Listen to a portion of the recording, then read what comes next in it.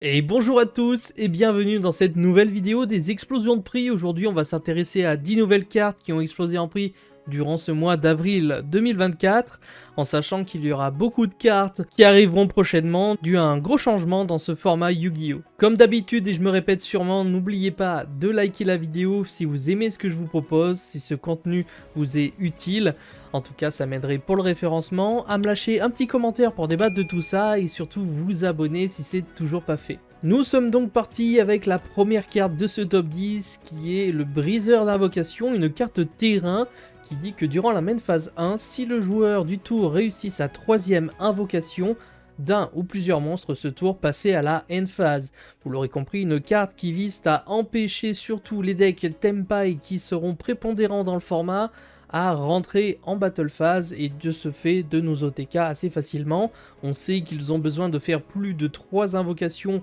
pour aller à leur combo OTK, ce pourquoi le terrain ça semble être une très bonne technique qui vise à ralentir et à réduire les espoirs de Tenpai. Ce qui est un petit peu embêtant avec cette carte, c'est qu'elle est destructible, donc on sait très bien que les joueurs Tenpai jouent également des board breakers, que ce soit des Orage Plumeau ou autre main deck, donc ils peuvent nécessairement se débarrasser de ce style de carte de briseur d'invocation avant même d'enclencher leur combo. Cependant, s'ils n'ont pas de quoi passer le briseur d'invocation, c'est tout simplement fin de tour pour eux, car ni plus ni moins, 3 invocations égale end phase, donc une carte qui, je ne sais pas réellement si elle aura un impact en side dans les mois à venir, on le verra. En tout cas, c'est une technique qui existe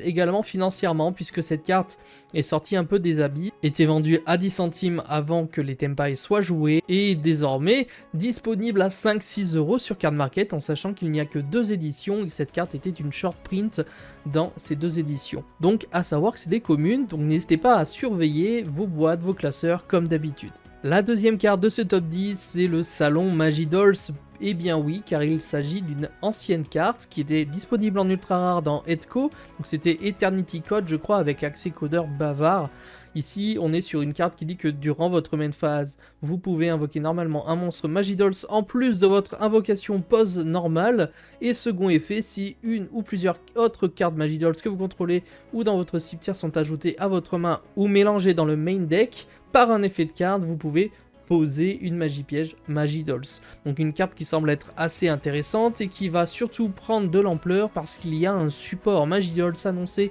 dans l'infini interdit qui sortira prochainement, ce pourquoi les joueurs et collectionneurs des Magidolls, qui je le rappelle est un archétype assez convoité, commencent à monter. La carte était quand même déjà chère puisqu'elle était commercialisée à 10 € pour cette ultra là, et est quand même passée à pas loin de 25 € actuellement sur Card Market, donc encore une fois à surveiller au niveau des prix, car les cartes les moins rééditées, les plus dures à choper des Magidolls risquent de monter légèrement. La troisième, il s'agit de Chopina, la maestra de la musique. Eh bien oui, les Melodious commencent à faire un petit peu de résultats, commencent à avoir un petit peu de hype autour de leur archétype et surtout du support qui est présent dans Héritage de la Destruction. Ici, on est sur Chopina, après avoir présenté pas mal de fusions qui ont monté en prix. Celle-ci, actuellement du moins, au moment où je vous tourne la vidéo, il n'y en a absolument plus sur Card Market, ou alors c'est un Suisse qui l'a à 50 centimes, etc., comme le dit le Scream. Donc on ne peut réellement pas se faire une idée de la cote. Ça se trouve, elle sera vendue à 5, 6, voire bien plus en termes de cote, et c'est pourquoi la carte est quand même assez intéressante dans le deck, puisqu'elle permet de recycler dû à son effet qu'une fois par tour, vous pouvez cibler un monstre lumière de type elfe dans votre cimetière, ajoutez-le à votre main. Et généralement, on va surtout pouvoir récupérer le Hérald de la Lumière, je crois que c'est comme ça qu'il s'appelle, la petite entrap qui vise à défausser un elfe pour annuler un effet de monstre et le détruire. Ici, on va pouvoir justement recycler et garder une interruption pour le tour adverse. Donc vous l'aurez compris, une carte qui est vachement montée, qui a été short print également, très peu disponible, donc attention à surveiller au niveau de la cote, voir si ça se réaligne. La quatrième carte, il s'agit de Un jour de paix, malheureusement qui monte, ça veut dire que les joueurs demandent cette carte. La demande de ces cartes est plus grande, du coup moins d'offres, et la carte commence à monter légèrement. Elle était à 1 €, elle est actuellement vendue à 3-4 € et ne cesse de monter pour une petite commune. Je trouve ça assez intéressant. Ce qui me fait peur, c'est que ça veut dire que les joueurs aiment jouer stun. Et ça, c'est un petit peu moins chouette en sachant qu'il y a des variantes Runic Stun qui visent à deck out et poser des Floodgates qui disent littéralement vous ne jouerez pas. Je trouve pas ça spécialement drôle, mais ça existe. Et cette carte, c'est chaque joueur pioche une carte et jusqu'à la fin du prochain tour de votre adversaire, aucun joueur ne reçoit de dommages. Donc une carte qui vise également à se protéger de tout style d'OTK, que ce soit Tempai, Snake Eyes, Fire King ou autre accès à un OTK, ou même à des dommages quelconques. Donc une carte qui vise encore une fois à ralentir le jeu et laisser libre cours à potentiellement des runiques, qui, je le rappelle, est capable de draw 3 à chaque tour. Donc c'est compliqué, et la carte est quand même pas mal achetée, pour vous dire j'en ai vendu 5-6 il n'y a pas plus de 2 jours. La 5ème carte c'est Corridor Nemes, une carte indirectement touchée par la banlist, puisque certes ça aurait été trop facile de vous présenter Protoss et Colosse qui ont été débannis de la banlist. Ici il s'agit de cartes qui vont être autour de ces cartes là. Ici, c'est vous pouvez cibler un de vos monstres bannis, invoquer spécialement cette carte depuis votre main, et si vous le faites, mélanger la cible dans le deck. Ce qui nous intéresse, c'est pas spécialement son effet, mais le fait que ce tonnerre ait réalisé et déclaré son effet en main, ce pourquoi on va pouvoir le sacrifier pour invoquer la fusion Colosse. Et ça, c'est hyper intéressant pour les joueurs, à savoir que tous les Nemes ont plus ou moins pas mal de petits effets comme ça, et le plus court chemin à Colosse reste le Corridor Nemes. La carte a fait du x10 en termes de code, puisqu'avant la ban, elle était à 80 centimes, après la ban elle est montée à des prix astronomiques d'ailleurs. J'espère que vous ne l'avez pas achetée à 35-39 euros, car actuellement elle est à 8 euros pièce avec la stagnation du marché. D'ailleurs, pour savoir quand et comment acheter comme il faut ces cartes, encore une fois je me sers du site MyCardPrice. N'hésitez pas à aller checker, vous avez le lien dans la description, vous avez vraiment toutes les courbes, donc vous savez quand est-ce qu'il est bon d'acheter une carte, quand est-ce qu'il est bon de la vendre en fonction des courbes, et je trouve ça très chouette, d'autant plus que vous avez accès aux os de prix et aux bons plans, ce qui est quand même quelque chose d'assez incroyable quand on est aussi fan de Yu-Gi-Oh que moi. Donc ici, bien sûr, le corridor a augmenté, mais il y a également le drapeau qui a augmenté, drapeau Nemes, qui lui fera la même chose, mais plus ou moins un accès plus direct à Protoss. Donc attention, si vous avez ces petites super rares là, sachez que ça a monté en prix, que ça cote quand même pas mal maintenant. Le numéro 6, c'est le grand gagnant de la banlist, c'est Albion, le dragon sanctifeux que tout le monde espérait bannir, une carte qui est l'auteur principal, le protagoniste des Puppet Lock, bien sûr avec un combo qui vise à tout simplement installer une puppet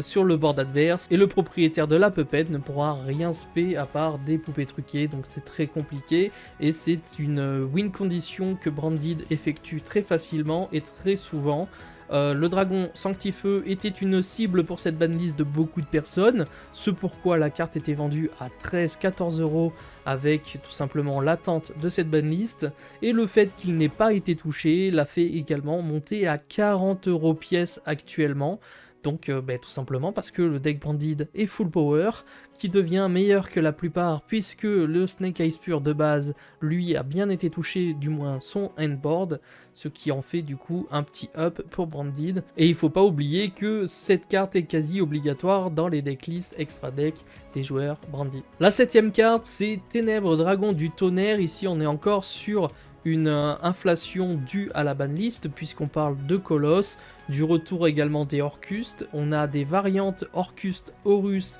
et des Dragons du Tonnerre qui sont en train de s'installer, puisqu'ici il s'agit ni plus ni moins d'un extender qui va nous permettre également de sacrifier pour invoquer Colosse par-dessus. En effet rapide, on va pouvoir défausser cette carte, ajouter un Ténèbres Dragon du Tonnerre depuis votre deck à votre main. Si cette carte est bannie, ou envoyer depuis le terrain au cimetière, vous pouvez ajouter une carte Dragon du Tonnerre depuis votre deck à votre main, lui exclu. Encore une fois, c'est également des tonnerres qu'on va pouvoir bannir pour se protéger avec Colosse, etc. Bref, une mécanique que je maîtrise pas très bien, mais du moins la carte était très chère à l'époque où Thunder c'était très fort. Aujourd'hui on a un petit retour de cette carte, ce qui lui vaut quand même de passer à 2,50€ avant la ban, à 12 € pièce actuellement sur Card Market, donc encore une fois une carte à surveiller. La 8e carte, c'est une petite technique également anti-Tenpai, il s'agit de Tonnerre du Maître, une très vieille carte qui a été éditée que dans 2 versions, donc DR1 et AP01, donc très vieux, et en commune je crois d'ailleurs. Une carte qui d'ailleurs, je me suis dit en la lisant que c'était impossible qu'elle soit autorisée chez nous, et qu'elle soit pas dans la banlist, et bien c'est le cas. Il s'agit d'une carte qui dit que durant la standby phase de votre adversaire, vous pouvez activer cette carte, il n'y a pas de battle phase ce tour. Chose que je trouve ça bizarre parce que tout simplement on n'a jamais vu cette carte, elle aurait pu être très forte dans certaines situations. Et tout simplement, pourquoi pas tester ça contre Tenpai, car dès lors que l'on déclenche cette petite carte piège, on sait que ce tour, Tenpai ne pourra pas faire ni ses combos en battle phase en déclenchant leur effet des petits dragons, mais également pas nous OTK tout simplement, puisqu'ils n'auront pas accès à leur end loop, ce qui leur suffit tout simplement pour nous détruire, et nous laissera donc un tour supplémentaire pour viser à détruire la stratégie Tenpai. Donc une carte potentiellement intéressante, encore une fois, à voir si ce sera pas plus utile de jouer des barrières dimensionnelles qui seront plus polyvalentes en termes de side, mais en tout cas une tech card que vous devez savoir, une carte qui était à 50 centimes et qui se retrouve à 5-6 € sur Card Market. Encore une fois, une commune, une carte piège normale à regarder dans vos classeurs car vous pouvez peut-être avoir quelques petites pépites et vous faire un petit billet. La 9e carte de ce top 10, c'est le Bystial Dissipateur, un des grands gagnants également de cette banlist et qui dit au revoir à son ami Baronne de Fleurs. En termes de synchro 10, c'est la synchro qui a été choisie pour remplacer dans les versions Snake Eyes synchro avec avion bien sûr, et tout simplement nous avons un joli combo qui se dessine et qui est très fort, on l'a bien vu encore ce week-end en tournoi. Il s'agit tout simplement de faire des combos qui visent à invoquer Oméga des pièces structure psy pour bannir une carte de la main de notre adversaire jusqu'à la prochaine standby phase, ce pourquoi Snake Eyes est capable de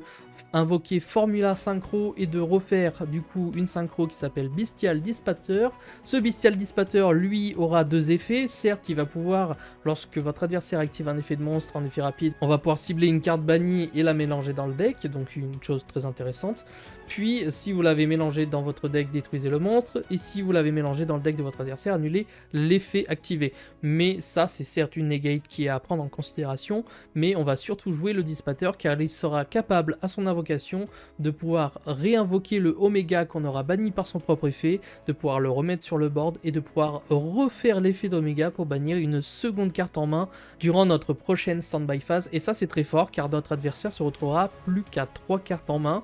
s'il n'a pas craqué des end-traps, et ça reste assez difficile pour lui. S'il n'a pas carte en main à son tour pour passer notre board, et bien tout simplement ce sera une loop réussie pour notre Snake Eyes Synchro, ce pourquoi le Bystial Dissipateur a un peu augmenté quand même, puisqu'il était vendu à 20 € pièce sur Card Market, une carte quand même très sympa dans Vanadium,